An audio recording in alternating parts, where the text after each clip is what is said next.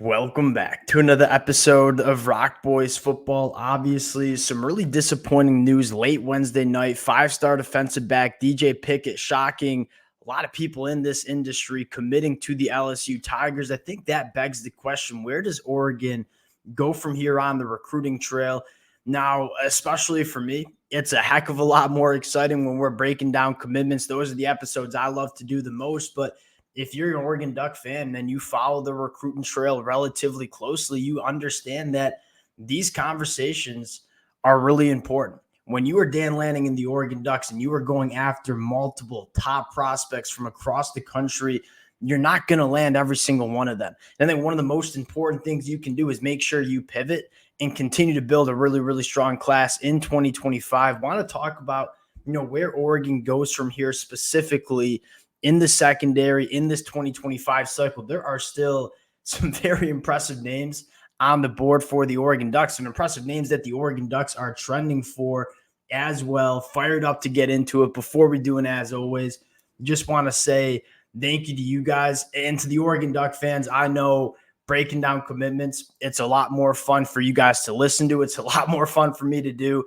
I can't thank you guys enough for all the support, whether it's positive news, whether it's negative news. It's a blast talking this program. I appreciate all the support you guys have shown the fellas. If you guys do enjoy the content, consider subscribing to the channel. Would love to hear how you guys are feeling as well in the comments section. And without further ado, let's get into this one now. I want to start with what Oregon already has in the 2025 cycle, but also take a peek back into the 2024 cycle, where I was extremely vocal that one of the more impressive position groups that Oregon built in the 2024 class was in the back end of the defense. You look at the cornerback spot, Dakota Fields, Ife Obadegwa, two of my favorite cornerbacks in the 2024 class. You also go to the JUCO ranks and bring in Sione Lalea. That's a really strong class in 2024. Then you look at the safety room and say Aaron Flowers, from what we saw in the spring game, Aaron Flowers is going to be a dude for the Oregon Ducks. So that is four really quality young players that you brought in the 2024 cycle. Then you look at 2025 at the cornerback spot. Dorian Brew, Brandon Finney, two top 100 national prospects. You look at the cornerback room for this Oregon Ducks program, not only heading into 2024, but over the next couple of years, that's not really where we have a ton of question marks. We think the cornerback spot's going to be really good. I think the bigger question mark that you have is, what's the safety position going to look like? And I think that was one of the things that was most fascinating about DJ Pickett was he could have been a really good boundary cornerback. DJ Pickett would have also been a very good safety as well. And you look at Oregon potentially a little bit thin at the safety position. Now, the good news for the Oregon Duck fans is they are still in it for multiple top prospects at that position. I think the first guy you got to take a look at committing tomorrow, five-star safety Trey McKinnon. You talk about a quote-unquote consolation prize for DJ Pickett. Trey McKinnon's a pretty dang good one, right? Five-star safety from the state of Ohio. And again, this was a guy that was trending to Ohio State. It sounds like Oregon has kind of grabbed the momentum in this recruitment. You look at Trey McKinnon. We talked about DJ Pickett being an elite caliber athlete.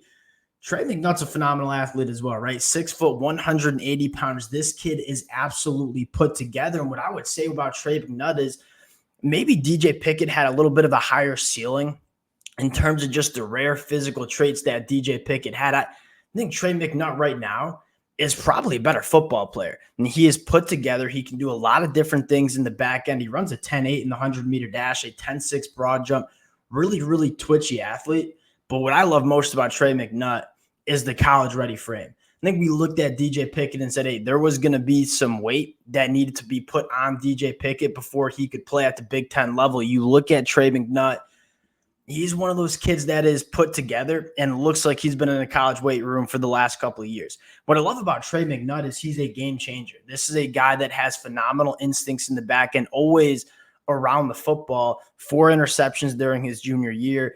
And then you look at all the different things he can do. Trey McKinnon's one of those safeties that, yes, can play that 2-high, single-high look, very similar to how we talked about with DJ Pickett. I think Trey McKinnon can thrive in the tackle box as well. When you take a look at how Oregon wants to use their safeties in a multitude of different ways. You think about Evan Williams last year, how much time he spent in the tackle box, being in run support, sending blitzes on the quarterback. Trey McKinnon can do a lot of those things as well, but is probably just a better athlete than Evan Williams and has a better frame. And so Trey McKinnon as a quote-unquote consolation prize, I don't even know if I want to use that term for Trey McKinnon because he's a top 20 national prospect in and of itself, rated the number 1 safety in this 2025 class. You talk about consolation prize to DJ Pickett, Trey McKinnon's the guy. And we'll break down his film if and when he does commit to Oregon tomorrow afternoon. That's probably the first name that if you're an Oregon Ducks fan, you're taking a look at. Now, the next player I want to talk about, another guy that seemingly is trending to the Oregon Ducks, is Jonah Williams. Jonah Williams is a fascinating prospect. Right? At 6'3", 200 pounds, he's an elite baseball player as well. And I know with all the success Bryce had on the baseball diamond for the Oregon Ducks, I think that could certainly be a selling point where Jonah Williams looks at another kid that's a two-sport athlete that's making it work at the college level, I should say. That might help Jonah Williams. You get into Jonah Williams as a football player, I personally think he might be a better linebacker than he is a safety. This is a guy that can play a ton of different positions in the back end, and you're seeing that be a trend with this Oregon Ducks program where, hey, the position outlook might be a little bit murky. Give us those elite caliber athletes. We'll make it work. Again, at 6'3", over 200 pounds going into his senior year, I can see him getting up to 225, 230 pounds and playing that off-ball linebacker spot. That linebacker that gives you elite coverage ability, can go sideline to sideline. Jonah Williams, I think, will be an elite linebacker, but if you do want to put him at the safety spot, this is a kid that certainly can make it work at the safety spot as well. And so I think Trey McKinnon, Jonah Williams suddenly become massive targets for this Oregon Ducks program in the back end of their defense. And you look at the cornerback spot because, again, DJ Pickett was a guy that we talked about could play a multitude of different positions. Nahem Offord. This one would make a lot of sense for Oregon to really turn up the heat. He's committed to Ohio State right now, as Oregon fans know. That being said, if there is a program that is aiming to flip Nahem Offord, it probably would be the Oregon Ducks. You'll look at Nahem Offord, the number 2 cornerback in the 2025 cycle, elite short area quickness. Now, that doesn't mean he doesn't check other boxes, right? He's 6'1", 185 pounds. He is absolutely put together, has really long arms, has a track and field background. I look at Nahem Offord and say, yes, he can be that guy that can run with wide receivers vertically down the field with that track and field background and that big frame.